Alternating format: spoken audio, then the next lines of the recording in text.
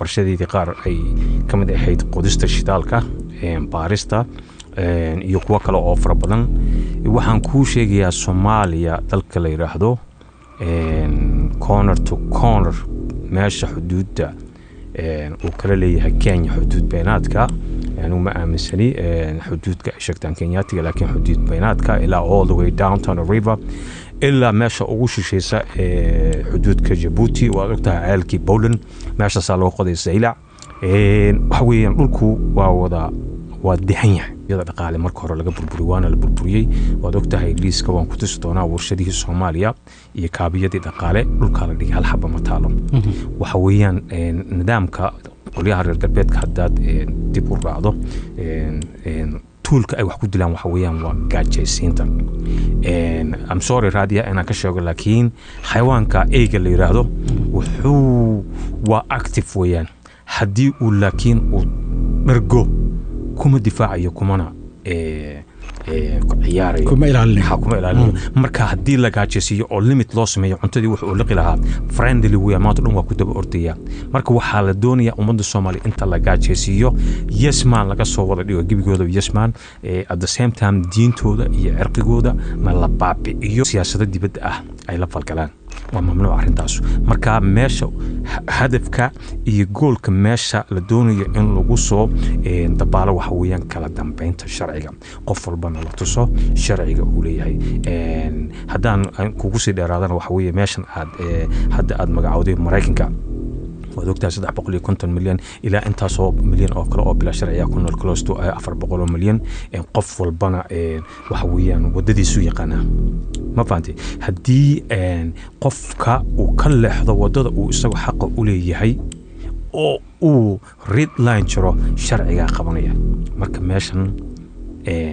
وحلو بحية هاي كلا دنبيان الشرعية إن شرعية لو سوعليو حزب النيرة الصوماليات جمهورية UPSRB إن مركز هرارته واسان كوشة ماشان أجندة ياله ومد الصوماليات لو صلح توري إن ويل صوماليات أنتو ساق الله قري ساقته إنه هو يعرور صوماليات لا يو إن واحد دمير كيسوسية معها وادقرن كرتا وأرين لقدم بيو أجنديات كلا يدور أي قدم بيان مركز إن ومد الصوماليات ومد مر والبا wax walba oo ka dhaxla boqolaalkii sano la soo dhaafay iyadoo xal geed koostiisa ugu heli jirtay wax walbana hadii dadaal effort la geliyo aan waxaan aaminsanahay in la soo afjari karo qofkan shakhsigan wuxuu tabanayo oo uu tabanayo hadii tabashadiisa loo tixgeliyo anu waxaan aaminsanahay in uu soo galo fariisanayo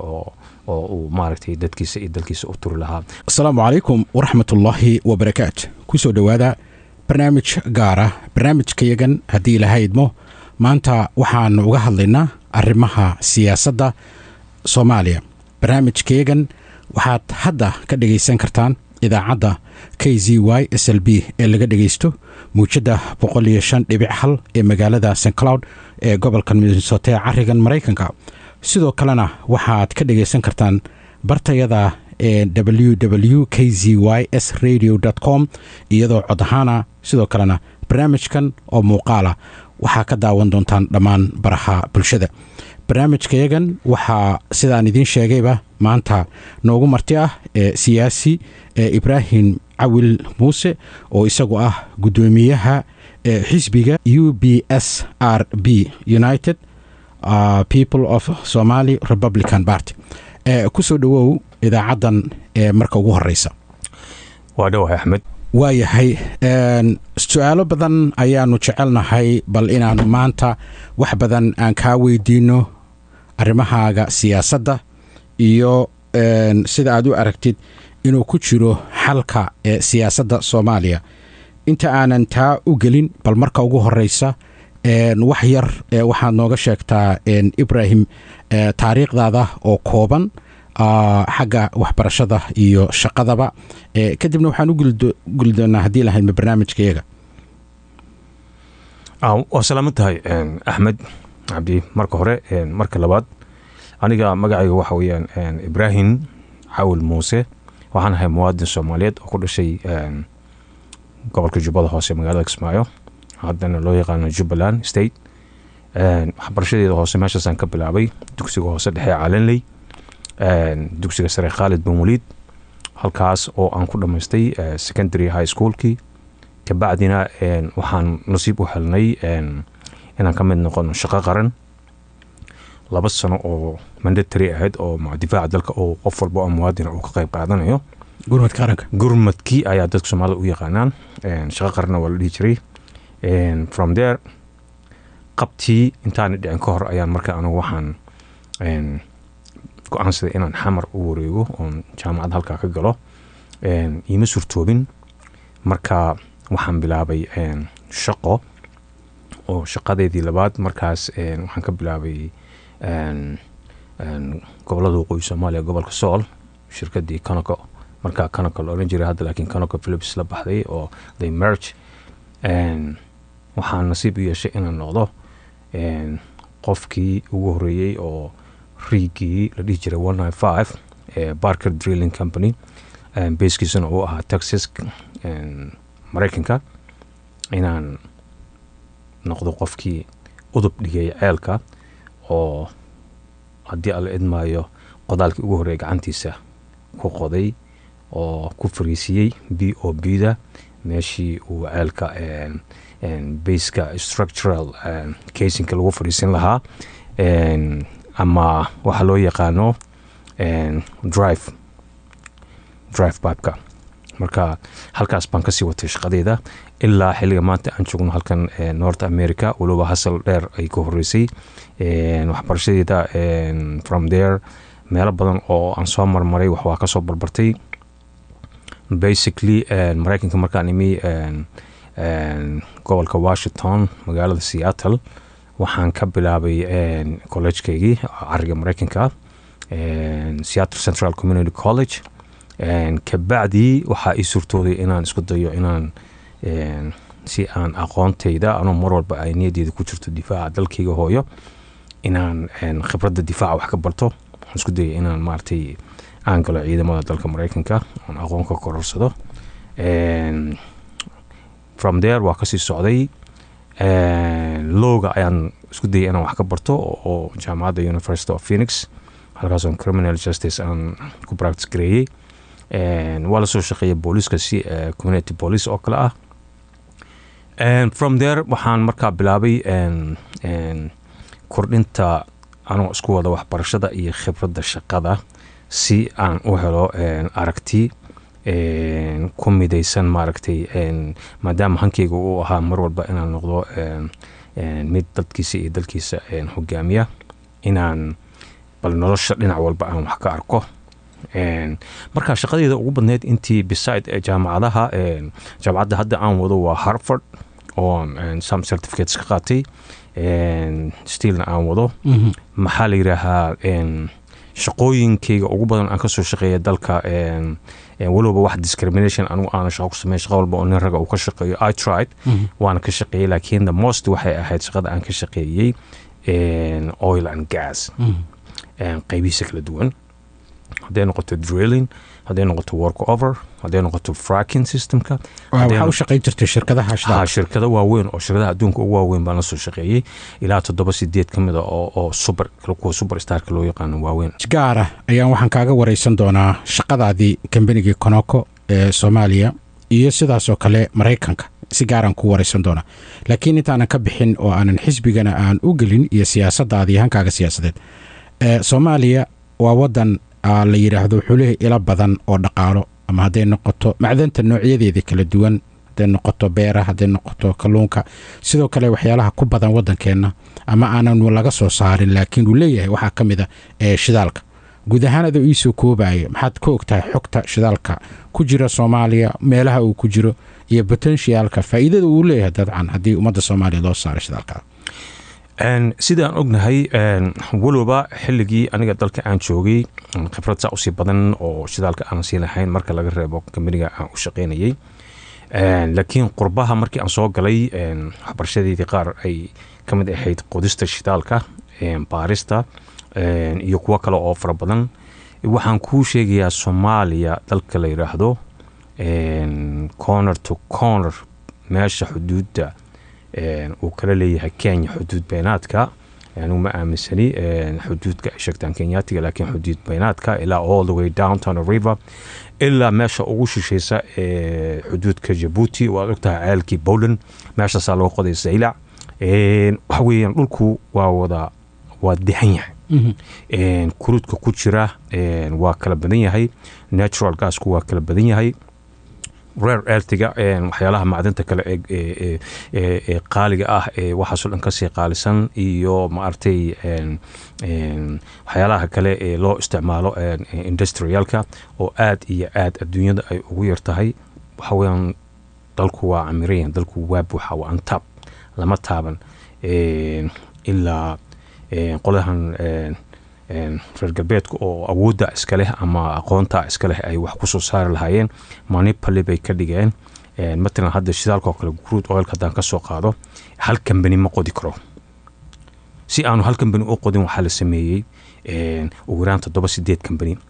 ayaa markiiba hal meel ceel ka soo saari kara mid qodaalkii buu qaatay mid tuulkii wax lagu qodayo buu qaatay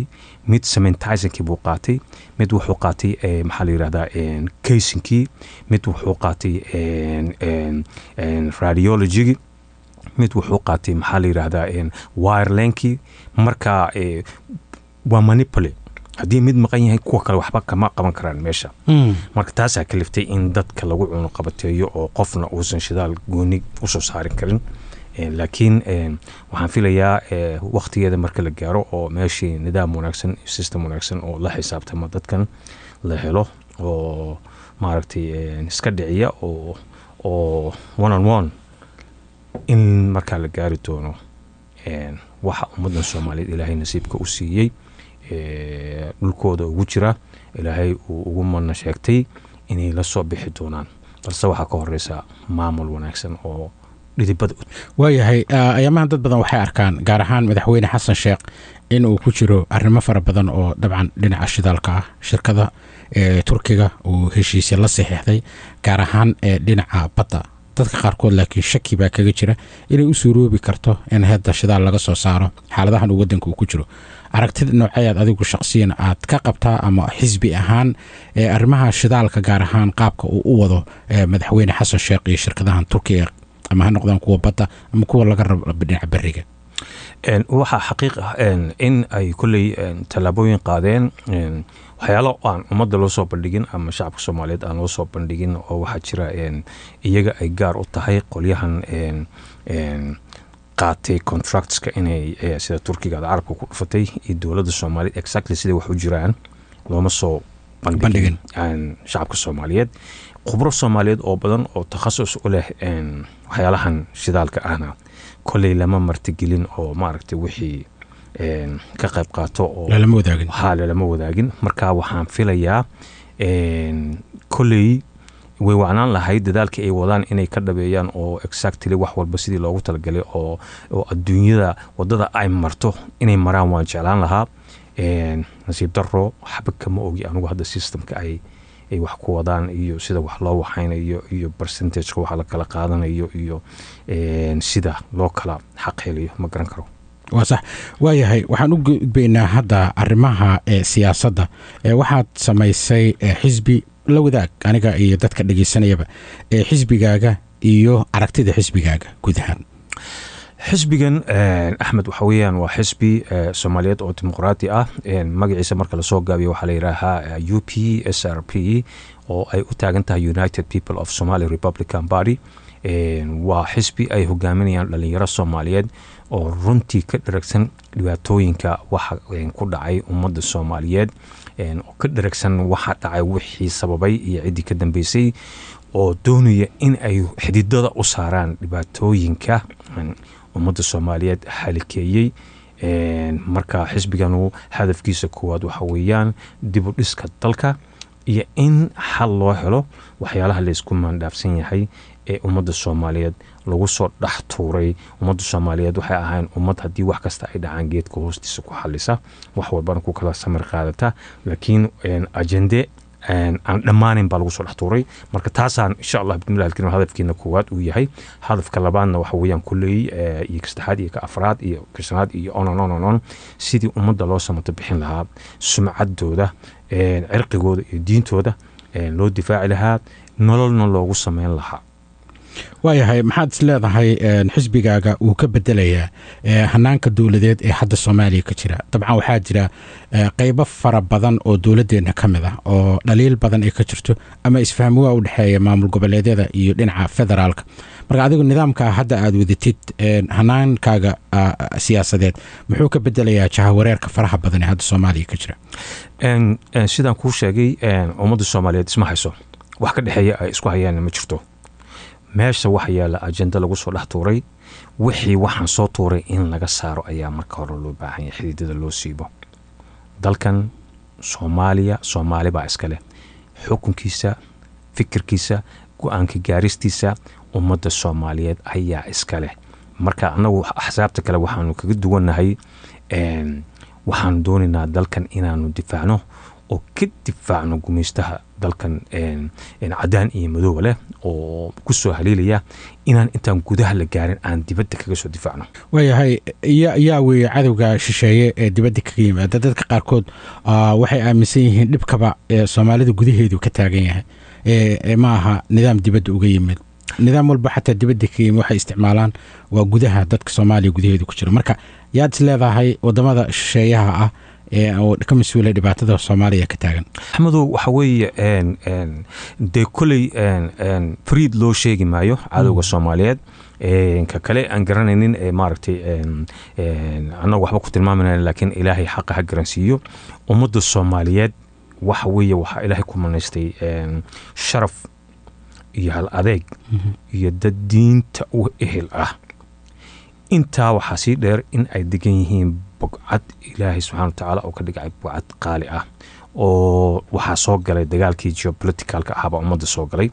marka ummaddan cadowgan aan sheegin aan ka wada hadlayno oo most likely madow iyo cadaanba iskugu jira,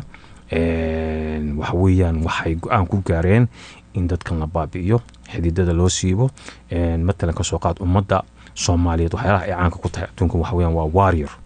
wixii soo doontay naftooda iyo maalkooda gacan bay kaga shaqeeyaan regardless waxa ay haystaan. waad garanaysaa dagaalkii daraawiishta iyadoo Michigan lagu leenayay waxay isticmaalayaan waran. marka waxaa la doonayaa in laga saaro marka hore xididka adkaysinka oo la jilciyo ummadda soomaaliyeed. taana waxay ku iman kartaa in ummadda la gaajaysiiyo. ilaah iyo kaabiyada dhaqaale marka hore laga burburiy, waana la burburiyey. waad ogtahay liiska waan ku tusi doonaa warshadihii Soomaaliya iyo kaabiyadii dhaqaale dhulka la dhigay hal xaba ma taalo. waxa weeyaan nidaamka qolyaha reer galbeedka haddaad dib u raacdo tuulka ay wax ku dilaan waxa weeyaan waa gaajaysiinta. I'm sorry raadiya inaan ka sheego, laakiin xayawaanka eeyga la yiraahdo wuxuu waa active weeyaan. haddii uu laakiin uu dhargo kuma difaacayo kumana ciyaarayo kuma ilaalinayo. marka haddii la gaajaysiiyo oo limit loo sameeyo cuntadii wuxuu liqi lahaa friendly weya maanta dhan waa ku daba ordaya. marka waxaa la doonayaa ummadda Soomaaliya inta la gaajaysiiyo yesman laga soo wada dhigo gebigooda yesman, at the same time diintooda iyo cirqigooda na la baabi'iyo si looga helo galdalo. waayahay nidaam hadda ka jira Soomaaliya dadka qaarkood aad bay u dhaliilaan, dadka qaarkoodna way taageersan yihiin. dadka qaar baa waxay leeyihiin inta uu nidaamka noocaas oo kale jira, nidaamka la yiraahdo 4.5 intuu ka jiro wadanka Soomaaliya, dalkan ma midoobayo, dadkiisuna hal dawlad ma yeelanayaan. maxaa ka aaminsantaa adiga ama xisbigaaga? nidaamkan 4.5 ka ah waa markiisii horeba nidaam khaldan oo wuxuu ahaa iskama imaanin muddo laga soo fikiriyay. macnaha muddo markaan ku leeyahay sanado iyo sanado. ummadda Soomaaliyeed waxaysan weli fahmin, inta fahantayna aanay doonin inay afka ka sheegaan. waxa weeyaan qaybi oo xukun in lagu sameeyo marka hore. qaybi oo xukun marka lagu sameeyo baa haddana waxa loo sameynayaa ummaddan iyadoo ummad walaalo ah oo isku diin oo isku dhaqan oo isku madhabad ahayd in loo sameeyo dabaqad. dabaqadaas oo qaarna la yiraahdo kalaas loo sameeyo, qaar la yiraahdo Soomaali macnaha buuxda ma teedin mana geydaan dalkan iyo maamulkiisa iyo waxqabadkiisa iyo siyaasadiisa waxtarkiisana ulama sinadin Soomaalida inta kale. marka waxa weeyaan waa game ka mid ah gameamka oo ummadda marka hore la isku dilayo. marka waxaa la empower gareynayaa qaar ka mid qabaa'ilka, kuwa kalena waxaa loogu beerayaa cadaawad. marka waxa weeyaan waa nidaam qaybiyo xukun ah si ay u gaaraan dantooda. waayahay marka adigu haddii aad lagu dhiibi lahaa macnii talada xukunka waad baabi'in lahay nidaamka noocaas oo kale oo qaybiyo xukun ah ama 4.5ka. annaga haddaan nahay xisbiga dhalinyarada jamhuuriga ah UPSRB kulli istiraatiijiyad tan waxaan maanta meesha yaala dhaanta ayaanu insha Allah wadnaa oo ummadda Soomaaliyeed ku kala asturayno, Soomaaliyeed ku kala mashquulinayna. Targetkayga koowaad oo ah dadkan gaaja lagaga faa'iideysanaya inaan dadkan u soo saarno shaqo abuur u sameyno, wax soo saar u sameyno. ummaddu marka ay danaheeda ku kala jeesato waxaan taageeristan matalan qof ku awrkacsanaya matalan qabiil oo kale si uu kursiga ugu fuulo waxa weeyaan waxa yaraanaysa marka supportkiisa yaraanaysa because dadku waa dantoodii bay wada raacanayaan. marka ummadda Soomaaliyeed waxay u baahan tahay maanta in laga caawiyo helis kaabiya dhaqaale iyo shaqo abuur macnaha aan xad lahayn si ummadda loo mashquuliyo gaajadana looga bixiyo waxbarasho free ah iyo cusbitalo free ah haddii alla idmaayo ilaahay uu dadkan haddii uu ugu soo dhiibo haddaan nahay mas-uuliyiinta xisbiga UPSRB aanu u garano dadkayga. waaya waxaan joognaa hadda waddankan Mareykanka waxaa ka jira nidaam la yiraahdo federal system iyo state government. mararka qaarkoodna waa system de qof ka dhex shaqeeya uu fahmi karo aad u jahawareersan laakiin mas-uuliyadoodu ay kala qaybsan tahay qolada kalena mas-uuliyaddeedu ay ixtiraamto. Soomaalidu waxay yiraahdeen waxaanu qaadanay nidaam federaal laakiin waxaad moodaa inayan kala garanayn. haddii aad isleedahay wax ka bedel oo isfahansii nidaamka federaaliga systemka iyo stateska maxaa ka bedeleed mismaba aaminsanida waxaad aaminsan tahay adigii xisbigaaga nidaam centralism may annaga haddana xisbiga dhalinyarada jamhuuriga ah sida ay maanta ku socoto federaalku waa wax wanaagsan laakiin dadkan danaha gaar kale ayaa meeshii waxay rabaan si ay fawdo uga dhigaan waa jungle the law of jungle inay meesha ka dhigaan si ay danahooda ugu awrkacsadaan. yes anaga maanta hadda sidaad ka dhawaajisay Mareykanka joognaa dowladda federaalka ama dowladda federaalka waxay leedahay waajibaad, statekuna wuxuu leeyahay waajibaad. marka waa kala soocan yihiin awooda wixii xadaaf ah lama ogola. Balancy ayaa jira matalan stateka Soomaaliya sida maanta aad aragto waxaa marmar dhacda ninka gobernatoraha ah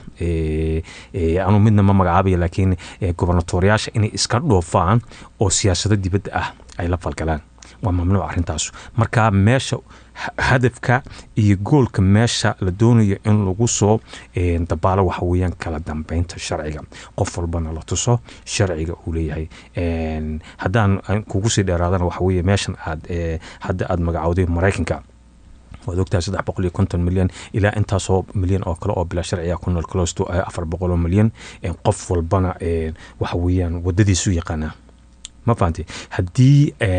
qofka uu ka leexdo wadada uu isagu xaq u leeyahay oo uu red line jiro sharciga qabanaya. marka meeshan waxa loo baahan yahay kala dambeynta sharciga in sharciga lagu soo celiyo booski uu lahaa. Soomaaliya doorasho inay ka dhacdo qof iyo coda waxa la isku dayay in muddo doorasho ama cadaalada ama doorasho iyo qof iyo codan waxa la oran karaa weligeed waddankan kama dhicin. xilligay suuroobi kartaa Soomaaliya inay doorasho qof iyo coda ka dhacdo xisbiyada qayb intee la bay ka qayb qaadan karaan si ku suuroobi kartaa in waddanka Soomaaliya oo dhan doorashooyin ay ka dhacaan ama dadku ay doortaan. Axmedow marka aad fiiriso sawirka guud ama pictureka guud waxa laga yaabaa qofka muwaadinka Soomaaliga in ay arintaas la adkaato marka la yiraahdo doorasho qof iyo coda laakiin xaqiiqdii waxa adag ma ummadda Soomaaliyeed waa dad isjecel oo isfahma sida aad maanta qurbaha ku arkayso aan cidna qabiil isweydiin cid gruuj soo haysa aan jirin ay wax isula cunayaan ayaad xamar marka tagtana cid weydiinaysa qabiil ma jirto.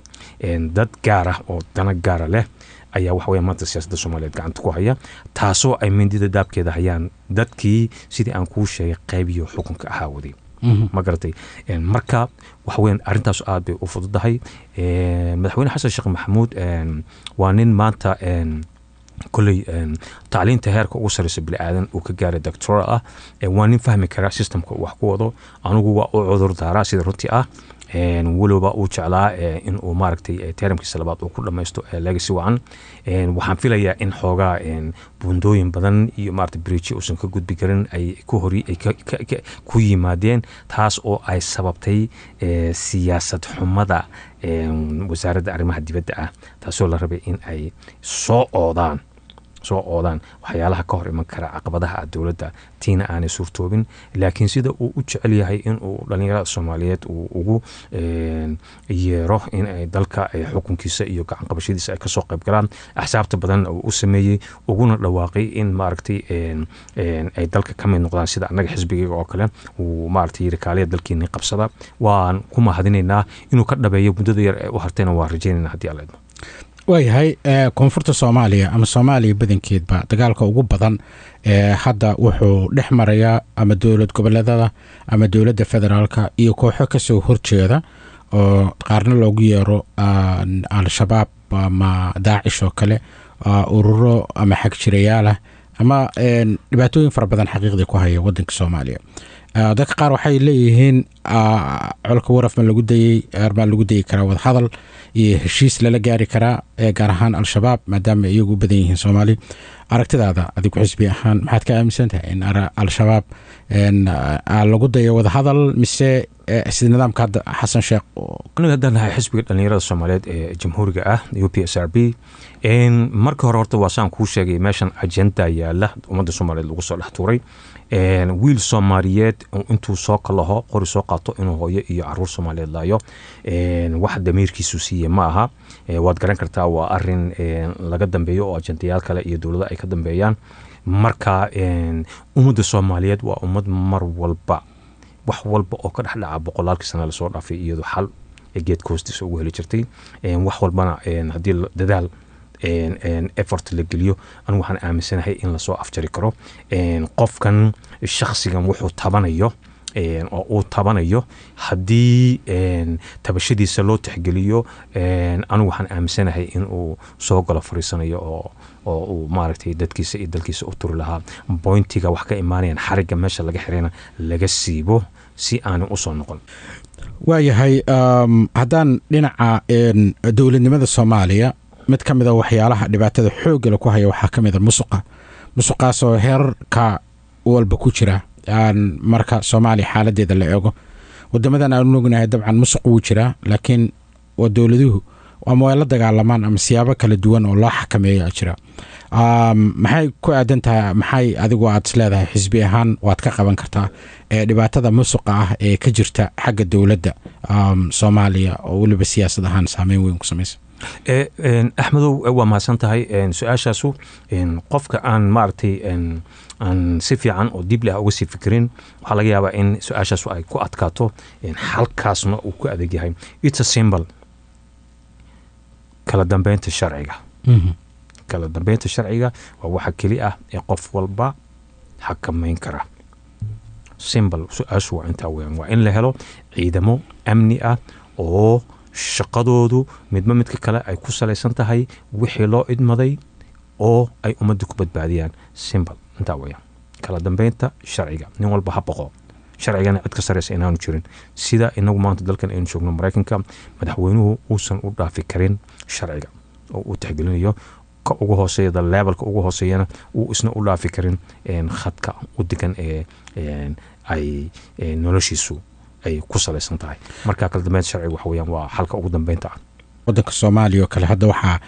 meesha ka baxayba isticmaalkii ama shiritaankiisii iyadoo wadanka dhanba laga isticmaalo intiisa badan intaan kulli anigu marka qaarkood markaan tago ku arko dollar in laga isticmaalayo taasoo dhibaato ku ah wadanka iyo mujtamaca iyo dadka masaakiinta ah because dollarku waa currency ama lacag wadan shisheeya uu leeyahay marka aragtay maxaa ku sidee kula tahay adiga fikriyan sidee loo soo celin karaa shilinka Soomaaliga ahaa oo wadanka uga shaqeyn karaa wadanka lacagtiisana qiimo ku yeelan kartaa arintaas waa ka shaqeynay istiraatiijiyadda noo dejisan bayna xubnaha ugu muhiimsan ay ka tahay ama waxyaalaha ugu horeeya oo haddii ilaahay uu fursad nasiyo dalkan aan gacanta ku qabano aan xalka ugu raadin doono axmedow waxaan hore kuugu sheegay danaha gumaystuhu uu leeyahay si uu ummadda xooggeeda iyo awooddeeda u kala jebiyo inay tahay marka hore